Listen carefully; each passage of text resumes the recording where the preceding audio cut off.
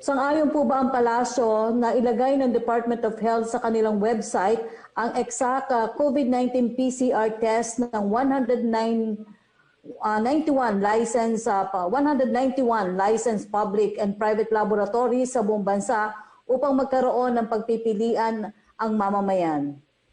100% supportive po at sana ilagay din dun sa listahan kung mayroong extra charge yung certification para alam nila kung magkano yung kabuuang babayaran for a PCR test and the certification.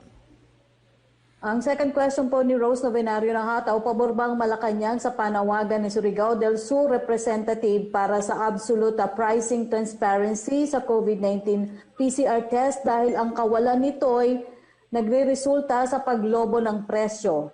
100% po kaming supportive dyan at sa susunod na press briefing, ipapalabas na naman po namin yung mga laboratorio na nagsisingil lamang ng 1,700 hanggang 2,000 pesos nationwide. No?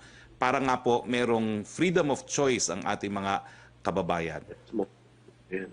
Ang third question po niya, nakatanggap si Representative Pimentel ng ilang private hospital ang ipinadadala sa public laboratories ang nakuhang specimen sa kanilang pasyente para sa COVID-19 testing. Pero napakataas ang singil sa pasyente, gayong mababa lang ang presyong ibinabayad sa public laboratory. Ano na daw ang ginagawa ni Testing Czar Vince Dizon sa mga ganitong problema?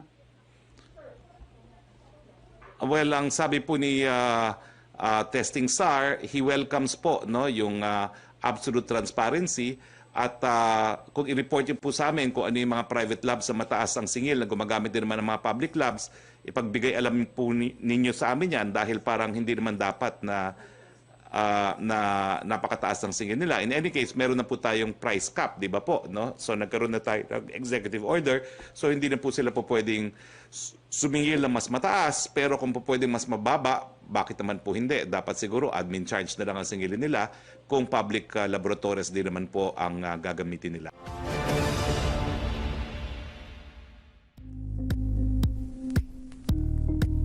Thank you for watching Politico TV. Please like and subscribe to our channel for more videos.